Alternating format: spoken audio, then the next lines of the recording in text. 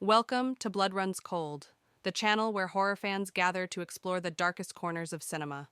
If you crave disturbing stories, chilling visuals, and unforgettable nightmares, you've just found your new favorite haunt. And 2025? It's been a wild year for horror, from disturbing new visions to bold sequels that raise the bar on blood, dread, and emotional trauma. Whether you're into psychological torment, supernatural terror, or good old-fashioned gore, this list has something for you. Here are the top 10 horror movies of 2025 so far. Let's begin the descent. We open the list with Drop, directed by Christopher Landon. Violet, a widowed mother, courageously goes on her first date in years with Henry at an upscale skyscraper restaurant. What begins as a promising evening descends into dread when she receives a series of anonymous, threatening messages, or drops, on her phone. The messages demand that she obey their instructions under threat that her young son and babysitting sister will be harmed. The unseen tormentor's final demand? That Violet kill Henry. With every diner in the restaurant a potential suspect and no one to trust, Violet must navigate this nightmare alone, all while the danger escalates in isolated pressure cooker surroundings. At number 9 is Together, directed by Michael Shanks. Together is a deeply personal, body horror love story that turns connection into corruption. This film stars real-life couple Allison Brie and Dave Franco as lovers trying to survive emotional trauma. But their healing process takes a dark, physical turn. Their bond becomes literally toxic, spreading through their bodies in ways neither can stop. With incredible performances and gut-turning effects, Together is tender, terrifying, and utterly unique. It proves that sometimes love doesn't just hurt, it infects. In 8th place is The Ritual, directed by David Medell. The Ritual dramatizes the 1928 exorcism of Emma Schmidt, also known as Anna Eklund, an event widely regarded as one of the most thoroughly documented cases of demonic possession in American history. The story unfolds in Erling, Iowa, where Schmidt exhibits terrifying symptoms: night terrors, violent outbursts, multilingual speech, and hostility towards sacred objects. Her desperate family seeks help from the church, leading to the arrival of Father Theophilus Riesinger, an experienced Capuchin exorcist, and Father Joseph Steiger, a skeptical younger priest grappling with personal grief. Together, they conduct a multi-stage, intense ritual in a convent with dramatic supernatural manifestations, levitation, convulsions, vomit, and disembodied voices, culminating in a final exorcism session that brings release and recovery.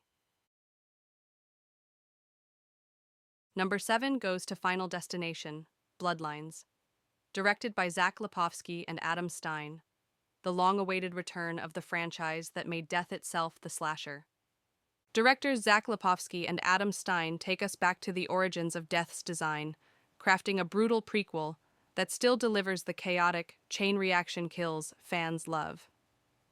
But this isn't just nostalgia.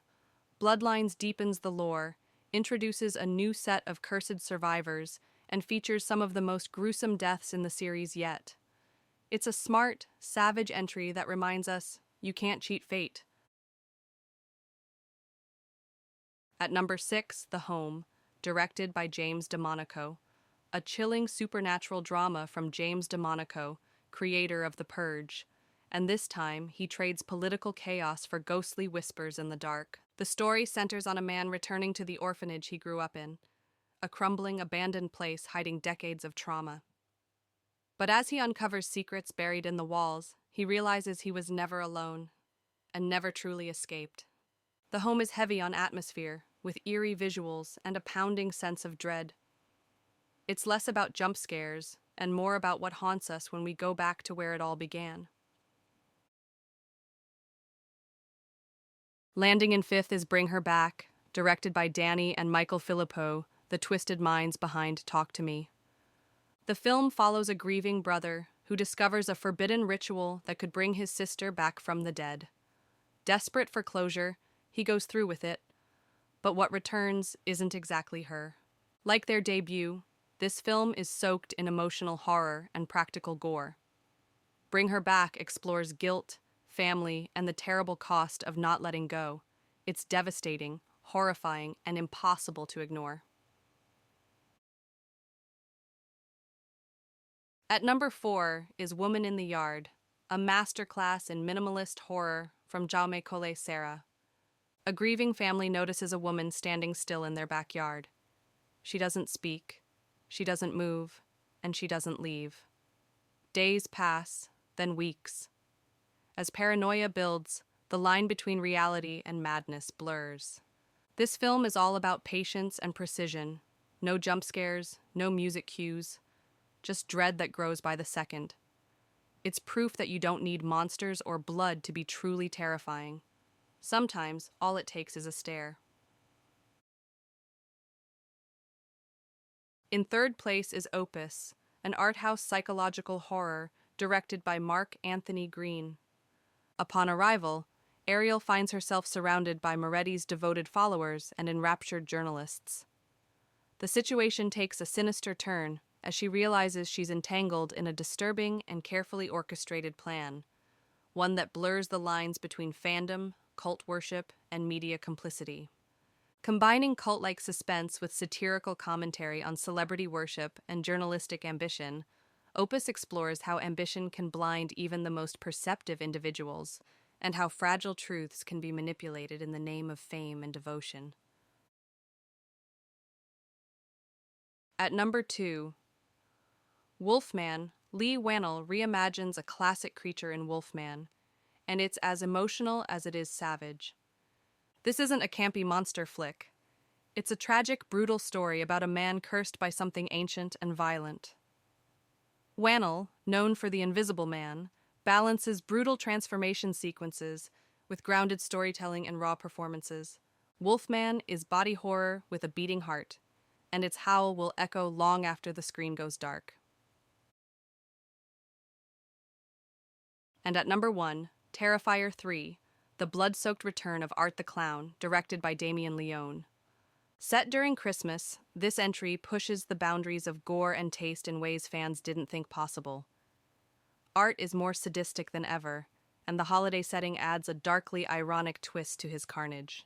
This movie is not for the faint of heart. It's a full-throttle, no apologies gore fest. Whether you love it or hate it, Terrifier 3 cements Art as one of horror's most terrifying icons. So there you have it, the best of horror in 2025 so far. Which films wrecked your nerves the most? Are there any upcoming horrors you think will top this list by year's end? Leave a comment, and while you're here, don't forget to like, subscribe, and hit the bell so you never miss a new nightmare. This is Blood Runs Cold, and we'll see you in the shadows.